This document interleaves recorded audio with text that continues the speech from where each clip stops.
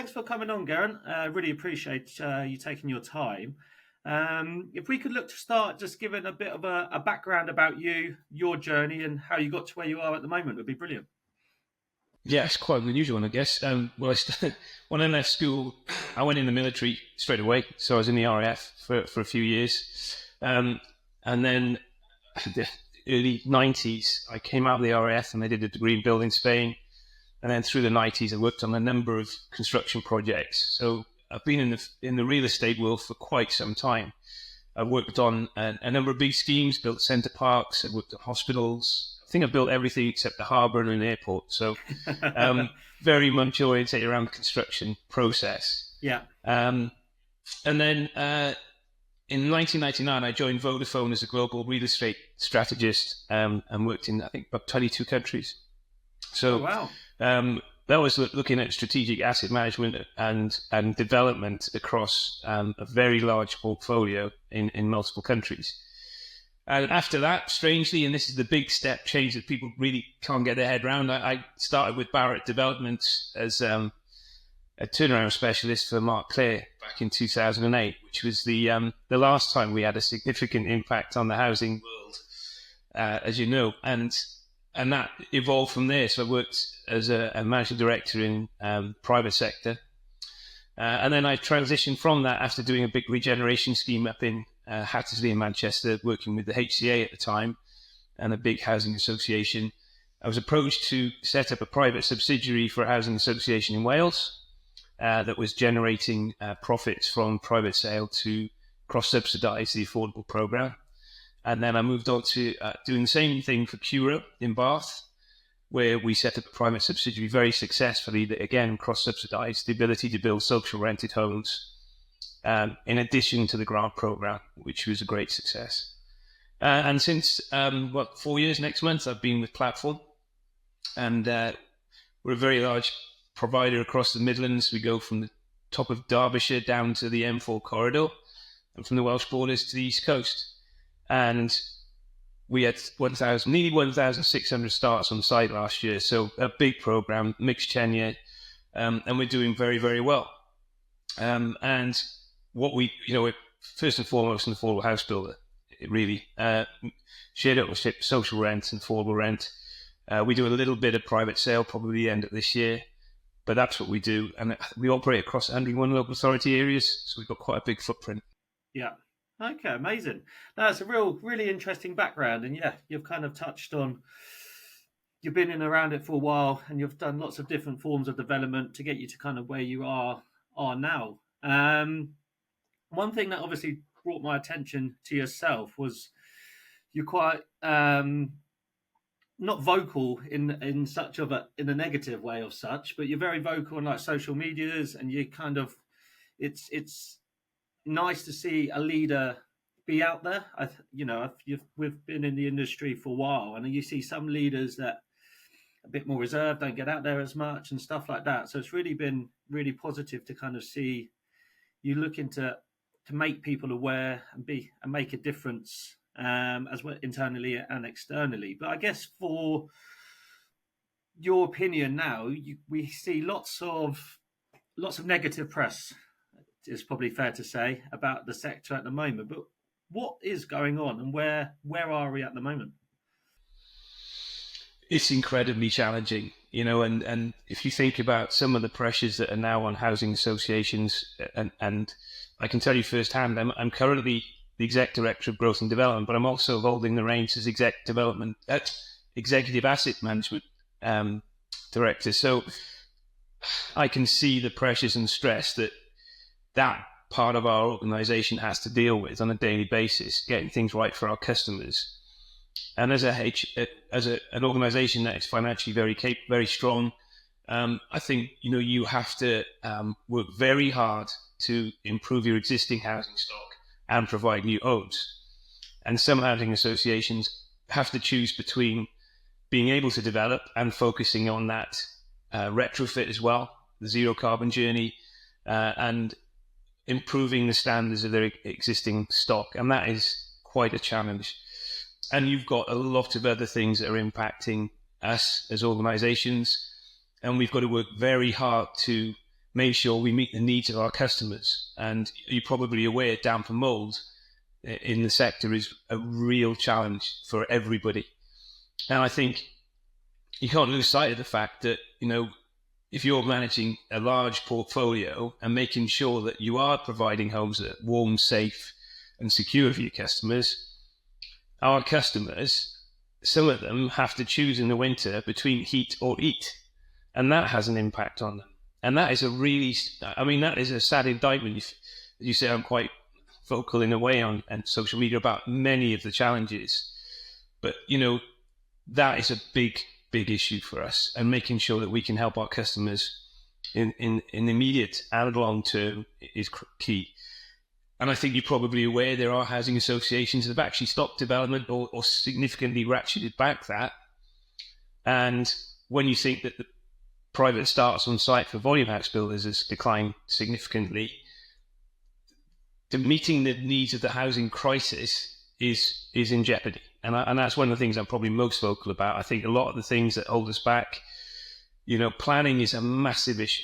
If you're investing in land and not being able to build on it for 3-4 years before you get a return on capital, that is again a massive challenge. And of course, we're in a political environment now where there could be a change of government. There's a lot of rhetoric about how many homes we're going to build, but in reality, we haven't built the right number of homes for many, many years. And I think something significant has to be put in place to make that change, a significant intervention. And I think getting the right people in the right places is going to be key to that. Yeah. In terms of you mentioned politics. Is that is that becoming a too big a factor? I guess, the relationships between central government, local government, housing providers, is that becoming a big issue at the moment? There's no doubt that consecutive governments of whatever political persuasion haven't hit the targets that they've tried to hit to address homelessness and an ongoing housing crisis. That there's some shocking figures. 130,000 children sleep in temporary accommodation every night in England alone. I mean, we live in a society where you'd hope that wasn't even close to being the case. So I don't think it's politicized. I think the problem is there is a disconnect between local delivery demand and the desire for local delivery housing numbers. And I think the government could have one ambition, but on a day-to-day local ground issue, when you've got a lot of negative press about new schemes coming to site, infrastructure, travel problems, commuter poverty. It is, it's something that really affects people on a day-to-day basis in their local communities, but also on a national and regional scale. And I think how you address that is breaking down, as you say, those political high level and political on the ground pressures and stresses. And I think you can't underestimate, as I said, about the delays in getting things across the line. And I think the planning system as a whole has to be looked at to make sure that there is consistency. That's the other problem is a lack of consistency. So if you're building in one area, you'll get a different journey to getting your scheme consented and on the ground to another area where you probably be waiting, as I said, 3 or 4 years. Yeah. No, exactly. Yeah. And I think what the disconnect is probably the most important thing, that needs to be in any walk of life, things that are connected. There's real collaboration. Everyone's on the same page. Things move in a much better, smoother direction. And I think that's, we see it in the health and social space. The very similar issue as well with getting people discharged from hospital into care homes or, home care providers and stuff like that. There's still very much a disconnect between who's in control of it, where's the budget coming from, and all of that sort of thing. And I think they're very similar within that kind of situation. Going back to your posts, I saw one of your posts about by 2040 needing to build around 5 million homes, and obviously that is a huge number. Yes. How how is that going to be possible? And if if that target is reached, what needs to happen in the short term to get that momentum? Look, it is massive. You hear figures of 250,000, 300,000 a year, and so on. If you look at we haven't built the desired output of new homes since just after the Second World War. Since then, we have not been able to hit the target growth, and that is definitely going to be a challenge for everybody. But I think if you're looking forward to do that, you've got to have a land supply in line with every regional demand for new homes. And as you know, across the whole area, you have rural areas that need rural infills that will actually meet the needs of local people. But you also need large-scale schemes that will, as you might have heard, new town developments, which that brings its own problems. But also, you look at some of the successes in new towns, they've been huge. Bringing employment, education, and health to areas that really need it, absolutely critical. The answer, funnily enough, we're going to be at UK Reef later this month talking about partnerships. And I think that, as any housing association, it's very difficult to do it in isolation. You've got to work with key partners. And I think we don't work as a sector in the development process enough in partnership.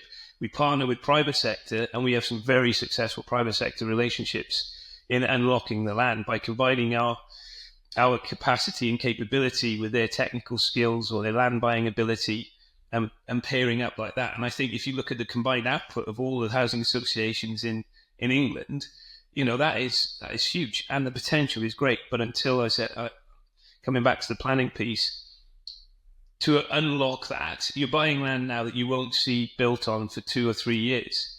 So if you want to get to 2040, it's going to be an incredible journey to get there. But I just genuinely think there's a fundamental overhaul of the planning system. There's a real push and need for bigger partnerships to unlock those big strategic sites. And obviously working with Homes, we're a strategic partner, obviously, with Homes England, is, that grant funding piece, because if you're building affordable housing, that's a big part of the mechanism that helps you unlock those opportunities. Yeah. Okay, brilliant. Well, we spoke to a chap previously called Peter, and one thing that he mentioned was there needs to be a bigger piece and strategy around brownfield sites. What's your stance on that? Well, brownfield has to be a big part of the solution. Now, interestingly, a lot of people come back to me when I put stuff on social media about brownfield. They say, well, there's loads of vacant properties across the UK and there's loads of brownfield sites. Why don't you just bring them back into use?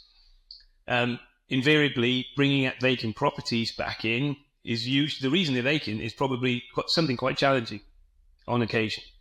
And brownfield sites bring their own challenges, things like remediation, contamination, all that.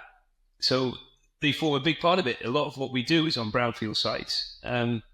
But I think one of the other ones that you've probably seen in the press about building on the green belt, which is probably one of the most emotive things that you can talk about as a developer. A lot of people don't realize that there are big parts of the green belt that are actually brownfield. And they think that green belt means greenfield. And that can be quite challenging. But if you look at some cities where you've got that green belt around the outside, you end up with people having to buy quite some distance from their place of work or their support networks, and then they have to commute back and forth.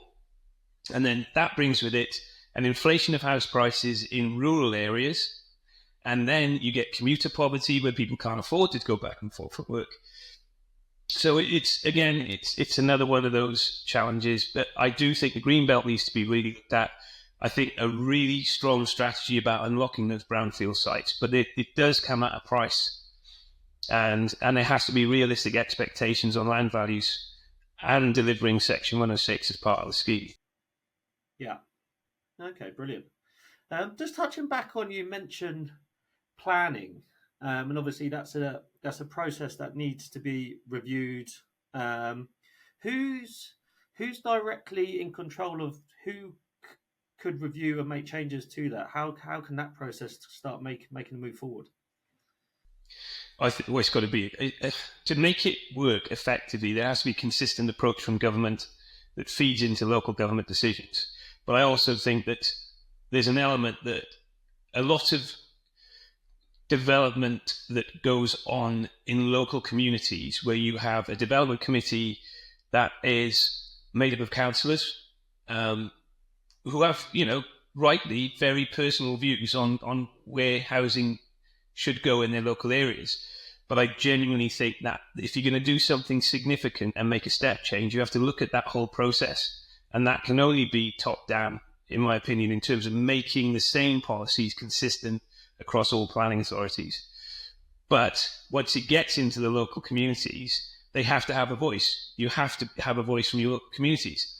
One of the things we regularly get when you start a new scheme is, what about all the extra cars?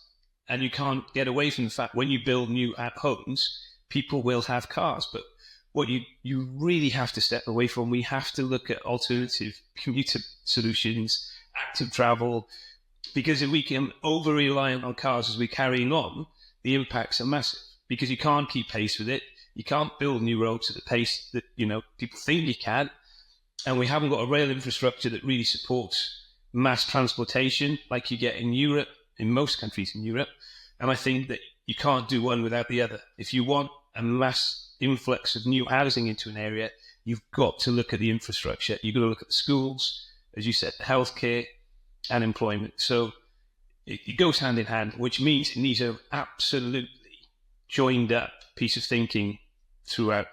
Yeah, because the infrastructure piece. I know people are talking.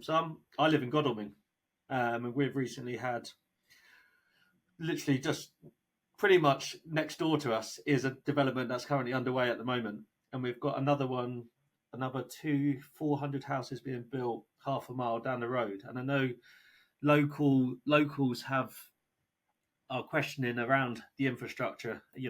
Where are these people going to be going to school? Because all the schools are full around here.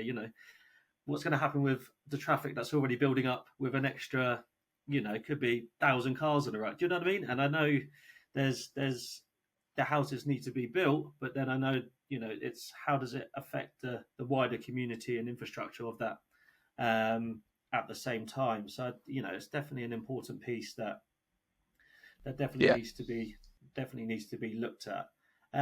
In terms of kind of the future of housing associations, are there enough, in terms of the recruitment side, are there enough new mindsets, creative people coming through? Is there enough been done about apprenticeships? Where's your stance on kind of the future leaders of the sector?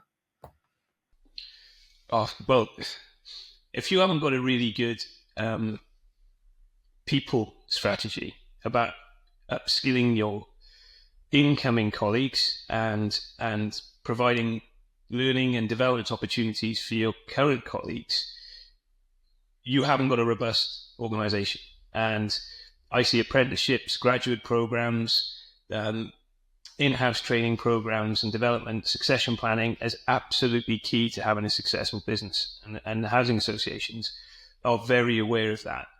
And the skill, I was going to mention skill shortages later, but across all of the sectors, whether it's asset management, whether it's in operations, whether it's in development, there are scarce skills out there that we need for the future. And when you talk about future house building, I'm a major advocate of using MMC, for every reason, the speed of development, the reduced carbon, reduced waste. So we have to think about that in terms of modern apprenticeships. And at Platform, we are, massively advocating all sorts of training for our colleagues and apprenticeships. And across the board, we are seeing, success in that. And we've got a very good retention rate within the organization. And I think if you can provide those opportunities for colleagues to grow with the business, then you're going to be in a good place. But I will stress that there is a skill shortage across the sector in every role at every level within the organization. Yeah, because I think we've seen it across, being in recruitment, we speak with other recruiters that recruit into other sectors. And I think it's a very common, and it's nice to hear that platform have a real good grip on it. But it's a very common theme of, and we speak with clients all the time about it, is hiring staff is one thing, upskilling them and retaining them is another. And I don't think that always goes. We've seen it before. Once they're in the door, that really important onboarding, development plan, upskilling is kind of forgotten about sometimes. And I think, if you're going to put in all that work, getting in someone really good, you've got to keep them within the organisation. And the only way to do that is by, the L&D piece, the upskilling opportunities. And do you see that kind of? Is that something that housing providers could be collaborating with better, sharing ideas, and working maybe a bit more within regionalised strategy about that? Well, I think that's going to be a tricky one, to be honest with you, Josh, because we're all competing for the same skill sets out there in the market. Let's be really commercial about that. That is a difficulty. That is a difficulty, and we work very hard on onboarding people and making sure we've got the right training to get them up to speed quickly. That's one of the things that came out of people working from home, is that I think apprenticeships. Starting a new organisation, if you're all sitting in the office, it was a lot easier to turn to your colleague and say, how do I do this? Who do I speak to in finance and so on? So all that part of it, you have to work very hard to make it accessible for all your colleagues. And we've got a lot of colleagues that are out and about in vans, all day. And we want them to feel engaged and part of the organisation and in touch and, understand the direction that we're going in and making sure communication's right for everybody. And I do, well, in all honesty, there's lots of areas where we do cooperate. We talk about it. I think, every executive that I know and every director is part of some cross-sector discussion group or idea sharing and so on. So all joking aside, I think, but ultimately there is a scarce pool to fish in. And you've got to protect.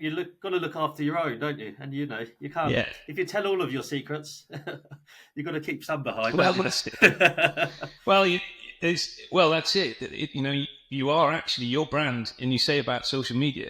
One of the things that we have success with is we talk about what we do at Platform. We put it out there for people to talk to us, and I think that we are very protective of Platform as an organisation. It's a great place to work. We want that culture to grow, and we want to bring in the right people, because interviews these days, it's not you just trying to find out if the person's the right fit. They've got to understand, are we a right fit for them, and will we provide them with that growth and stability and everything that they want in a career? So It's a two-way street, isn't it? Yeah, more than ever, it's definitely two-way interviews. It's definitely, they're interviewing you guys as much as you're interviewing them. And, people want to know that they've got that opportunity, that progression, and that, their culture and values fit is a massive piece, I think, more than ever. So in terms of, I'm not going to go into it too much because politics is probably for another conversation altogether. But in terms of what's going to happen in October, November time regarding the election, if it's Labour or if it's Conservative, what message would it be to what do you guys need from them over the next 4 years to really help, move forward? Right. Well, look, just take planning as read, because I've talked about it probably too much. But what we need is consistency.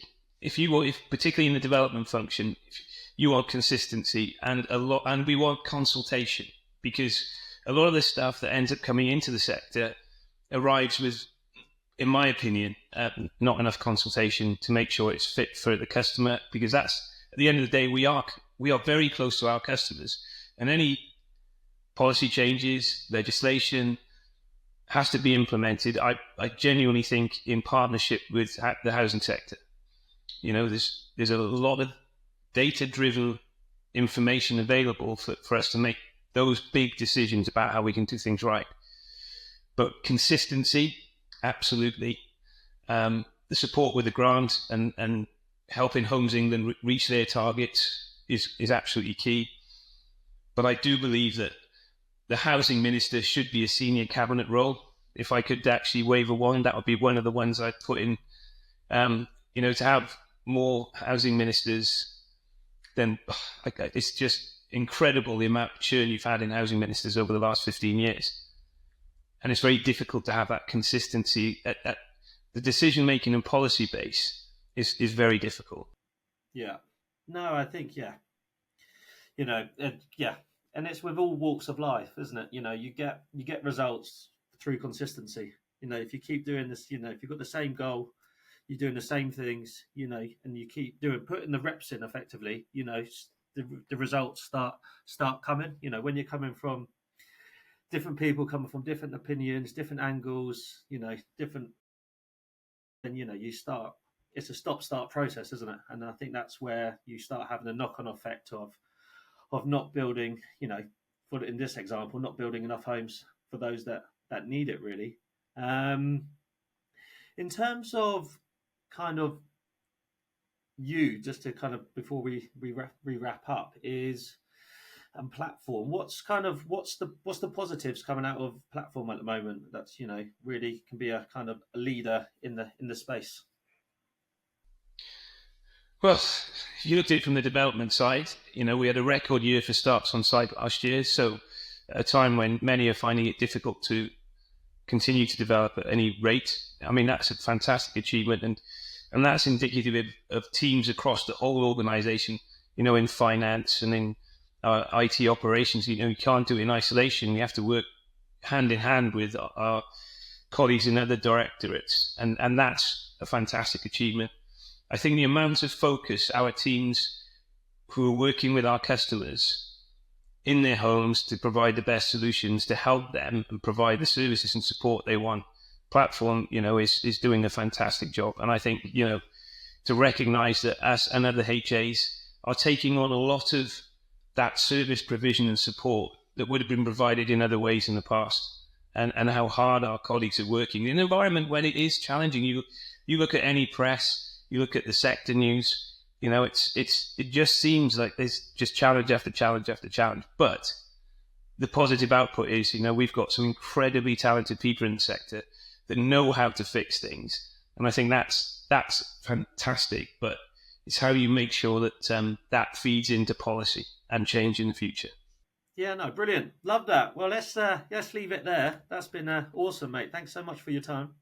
No problem. Thank you very much, Josh.